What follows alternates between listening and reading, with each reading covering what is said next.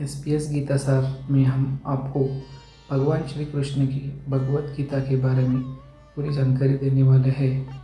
अगर आपको भगवान श्री कृष्ण के बारे में और जानकारी चाहिए तो हमारे इस चैनल को सब्सक्राइब कीजिए और बेल आइकॉन दबाना मत भूलिए।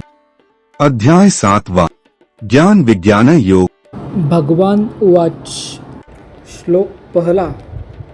मया सक्तं नाह पार्थ योग युञ्जन्मदाश्रयः असंशय समग्रण मा यथा ज्ञास्यसि तच्छृणु। भावार्थ। श्री भगवान ने कहा, हे अर्जुन, अब उसको सुन जिससे तू योग का अभ्यास करते हुए मुझ में अनन्य भाव से मन को स्थित करके और मेरी शरण होकर संपूर्णता से मुझको बिना किसी संशय के जान सकेगा। श्लोक दूसरा।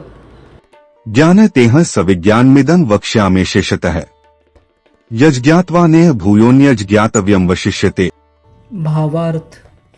अब मैं तेरे लिए उस परम ज्ञान को अनुभव सहित कहूँगा जिसको पूर्ण रूप से जानने के बाद भविष्य में इस संसार में तुम्हारे लिए अन्य कुछ भी जानने योग्य शेष नहीं रह जाएगा। श्लोक तीसरा। मनुष्याणा सहस्रेषु कश्चिद्यत्ति सिद्धे यत्तांपि सिद्धाना कश्चिन्मा वेत्ति तत्वतः। भावार्थ। हजारों मनुष्यों में से कोई एक मेरी प्राप्ति रूपी सिद्धि की इच्छा करता है और इस प्रकार सिद्धि की प्राप्ति के लिए प्रयत्न करने वाले मनुष्यों में से भी कोई एक मुझको तत्व रूप से साक्षात्कार सहित जान पाता है। श्लोक चौथा।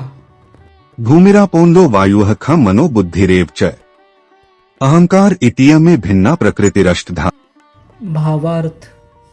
पृथ्वी, जल, अग्नि, वायु, आकाश, मन, बुद्धि और अहंकार से यह 8 प्रकार के भेदों वाली तो मेरी जड़ स्वरूप अपरा प्रकृति है। श्लोक पांचवा। अप्रेयमितस्त्वन्या प्रकृतिं विद्धि में परा जीव भूता महाबाहो ययेदं धार्यते जगत। भावार्थ। हे अर्जुन, परंतु इस जड़ स्वरूप अपरा प्रकृति के अतिरिक्त अन्य चेतन दिव्य स्वरूप परा प्रकृति को जानने का प्रयत्न कर जिसके द्वारा जीव रूप से संसार का भोग किया जाता है। श्लोक छठा। एतद्योनीनि भूतानि सर्वाणि त्युपधारय अह कृत्स्नस्य जगतः प्रभवः प्रलयस्तथा। भावार्थ।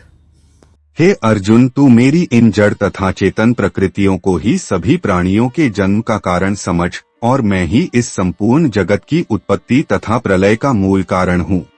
श्लोक सातवां। मत्तः परतर नान्यत् किंचिदस्ति धनंजय मयि सर्वमिदं प्रोतं सूत्रे मणिगणा इव। भावार्थ। हे धनंजय, मेरे अतिरिक्त अन्य कुछ भी नहीं है। जिस प्रकार माला में मोती धागे पर आश्रित रहते हैं उसी प्रकार यह संपूर्ण जगत मणियों के समान मुझ पर ही आश्रित है। श्लोक आठवां। रसोहम प्सु कौन्तेय प्रभास्मि शशि सूर्ययोः प्रणवः सर्ववेदेषु शब्दः खे पौरुषं नृषु।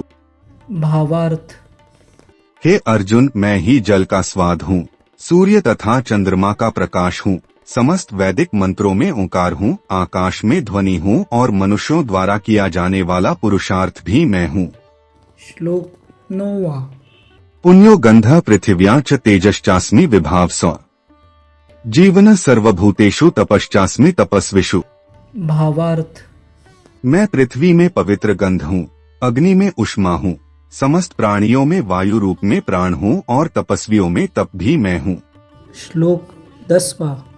बीजमा सर्वभूताना विद्धि पार्थ सनातन बुद्धिर्बुद्धिम तामस्मि तेजस्तेजस्विनामहम्।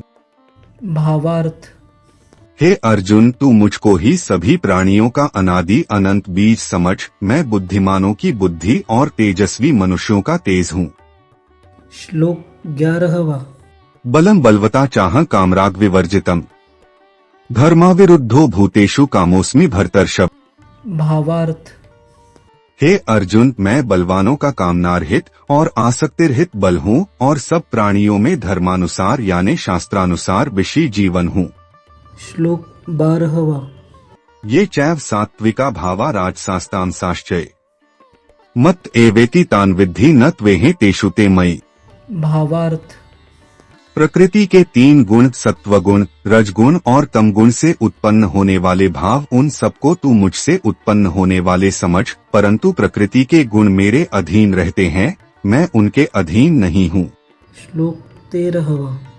त्रिभिर्गुणमयैर्भावैरेभ्यः सर्वमिदं जगत् मोहितः नाभिजानाति मामेभ्यः परं व्ययम्। भावार्थ। प्रकृति के इन तीनों गुणों से उत्पन्न भावों द्वारा संसार के सभी जीव मोहग्रस्त रहते हैं। इस कारण प्रकृति के गुणों से अतीत मुझ परम विनाशी को नहीं जान पाते हैं। श्लोक 14। दैवी हेषा गुणमयी मम माया दुरत्यया मामेव ये प्रपद्यन्ते मायामेता तरन्ति ते। भावार्थ। यह तीनों दिव्य गुणों से युक्त मेरी अपरा शक्ति स्वरूप माया को पार कर पाना असंभव है, परंतु जो मनुष्य मेरे शरणागत हो जाते हैं वह मेरी इस माया को आसानी से पार कर जाते हैं। श्लोक 15। नमा दुष्कृतिनो मूढ़ाः प्रपद्यन्ते नराधमाः मायापहृतज्ञाना आसुरं भावमाश्रिता है। भावार्थ। मनुष्यों में अधर्मी और दुष्ट स्वभाव वाले मूर्ख लोग मेरी शरण ग्रहण नहीं करते हैं। ऐसे नास्तिक स्वभाव धारण करने वालों का ज्ञान मेरी माया द्वारा हर लिया जाता है। श्लोक 16। चतुर्विधा भजन्ते मां जनाः सुकृतिनोर्जुन आर्तो जिज्ञासुरर्थार्थी ज्ञानी च भरतर्षभ। भावार्थ। हे अर्जुन, 4 प्रकार के व्यक्ति उत्तम कर्म करने वाले होते हैं। 1 आर्त, दुख से निवृत्ति चाहने वाले। 2 अर्थार्थी, धन संपदा चाहने वाले। 3 जिज्ञासु, केवल मुझे जानने की इच्छा वाले। 4 ज्ञानी, मुझे ज्ञान सहित जानने वाले, भक्त मेरा स्मरण करते हैं। श्लोक 17। तेषा ज्ञानी नित्ययुक्त एक भक्तिर्विशिष्यते प्रियो हि ज्ञानिनोत्यर्थम हन सच मम प्रियः। भावार्थ। इनमें से वह ज्ञानी सर्वश्रेष्ठ है जो सदैव अनन्य भाव से मेरी शुद्ध भक्ति में स्थित रहता है, क्योंकि से ज्ञानी भक्त को मैं अत्यंत प्रिय होता हूँ और वह मुझे अत्यंत प्रिय होता है। श्लोक 18। उदाराय सर्व एवैते ज्ञानी त्वात्मैव में मतम आस्थितः सही युक्तात्मा मामेवानुत्तमागतिम्। भावार्थ। यद्यपि ये चारों प्रकार के भक्त उदार हृदय वाले हैं, परंतु मेरे मत के अनुसार ज्ञानी भक्त तो साक्षात मेरा ही स्वरूप होता है, क्योंकि वह स्थिर मन बुद्धि वाला ज्ञानी भक्त मुझे अपना सर्वोच्च लक्ष्य जानकर मुझ में ही स्थित रहता है। श्लोक 19। बहुना जन्मनामन्ते ज्ञानवान्मा प्रपद्यते वासुदेवः सर्वमिति स महात्मा सुदुर्लभः। भावार्थ। अनेकों जन्मों के बाद अपने अंतिम जन्म में ज्ञानी मेरी शरण ग्रहण करता है, उसके लिए सभी के हृदय में स्थित सब कुछ मैं ही होता हूँ। सा महात्मा अत्यंत दुर्लभ होता है। श्लोक 20। कामस्तैस्तैर्हरितज्ञानाः प्रपद्यन्ते न्यदेवताः तन्त नियमास्थाय प्रकृत्या नेताः स्वया। भावार्थ।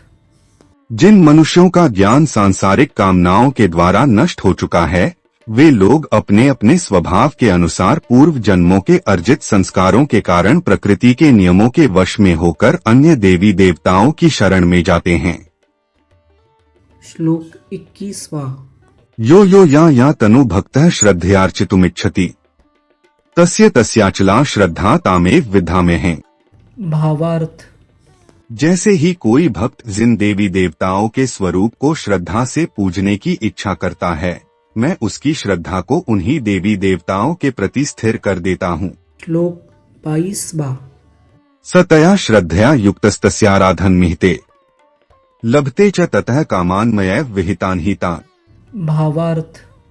वह भक्त सांसारिक सुख की कामनाओं से श्रद्धा से युक्त होकर उन देवी देवताओं की पूजा आराधना करता है और उसकी वह कामनाएं पूर्ण भी होती है, किंतु वास्तव में यह सभी इच्छा मेरे द्वारा ही पूरी की जाती हैं। श्लोक 23। अंतवत्तु फलं तेषां तद्भवत्यल्पमेधसां देवान् देव्यजो यान्ति मद्भक्ता यान्ति माम्पि। भावार्थ। परंतु उन अल्पबुद्धि वालों को प्राप्त वह फल क्षणिक होता है और भोगने के बाद समाप्त हो जाता है। देवताओं को पूजने वाले देवलोक को प्राप्त होते हैं, किंतु मेरे भक्त अंतत मेरे परमधाम को ही प्राप्त होते हैं। श्लोक 24। अव्यक्त व्यक्तिमापन्न मन्यन्ते मां बुद्धयः परभावम जानन्तो ममाव्ययम नुत्तमम्। भावार्थ। बुद्धिहीन मनुष्य मुझ अप्रकट परमात्मा को मनुष्य की तरह जन्म लेने वाला समझते हैं, इसलिए वह मेरे सर्वश्रेष्ठ अविनाशी स्वरूप के परम प्रभाव को नहीं समझ पाते हैं। श्लोक 25वां। नाह प्रकाशः सर्वस्य योगमाया स्मावृतः मूढ़ोय नाभिजानाति लोको मामजमव्ययम्। भावार्थ। मैं सभी के लिए प्रकट नहीं हूँ, क्योंकि मैं अपनी अंतरंगा शक्ति योग माया द्वारा आच्छादित रहता हूँ, इसलिए यह मूर्ख मनुष्य मुझ अजन्मा अविनाशी परमात्मा को नहीं समझ पाते हैं। श्लोक 26वां। वेदाः सम्तीतानि वर्तमानानि चार्जुन भविष्याणि च भूतानि मा तु वेद न कश्चन। भावार्थ। हे अर्जुन, मैं भूतकाल में, वर्तमान में और भविष्य में जन्म मृत्यु को प्राप्त होने वाले सभी प्राणियों को जानता हूँ, परंतु मुझे कोई नहीं जानता है। श्लोक 27वां। इच्छाद्वेष समुत्थेन द्वंद्वमोहेन भारत सर्वभूतानि सम्मोह सर्गे यान्ति परन्तप। भावार्थ। हे अर्जुन, संसार में सभी प्राणी इच्छाद्वेष आदि द्वंद्वों से उत्पन्न मोह के कारण जन्म लेकर पुनः मोह को प्राप्त होते हैं। श्लोक 28वां। येषा त्वन्तक्तं पापं जनाना पुण्य कर्मणा ते द्वंद्वमोहनिर्मुक्ता भजन्ते मां दृढ़व्रता है। भावार्थ। परंतु जिस मनुष्य ने पूर्व जन्मों में और इस जन्म में पुण्य कर्म किए हैं तथा उसके सभी पाप पूर्ण रूप से नष्ट हो चुके हैं, वह दृढ़ संकल्प के साथ मेरी भक्ति करके मोह आदि सभी द्वंद्वों से मुक्त हो जाता है। श्लोक 29वां। जरामरण मोक्षाय मामाश्रित्य यतन्ति ये ते ब्रह्मा तद्विदुः कृत्स्नमध्यात्म कर्म चाखिलम। भावार्थ।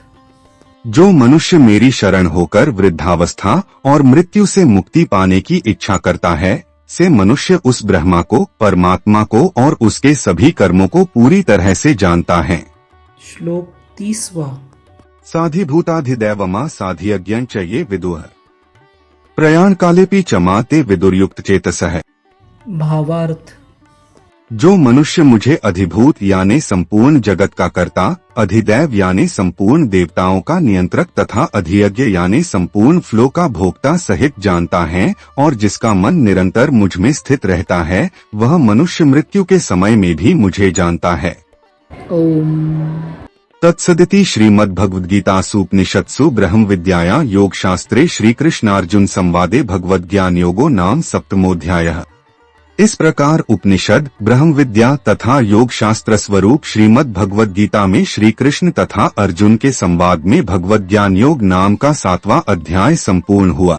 अगर आपको हमारा यह वीडियो पसंद आया हो और आपको भगवान श्री कृष्ण के बारे में और जानकारी चाहिए हो तो हमारे इस YouTube चैनल को सब्सक्राइब कीजिए और बेल आइकॉन दबाना मत भूलिए।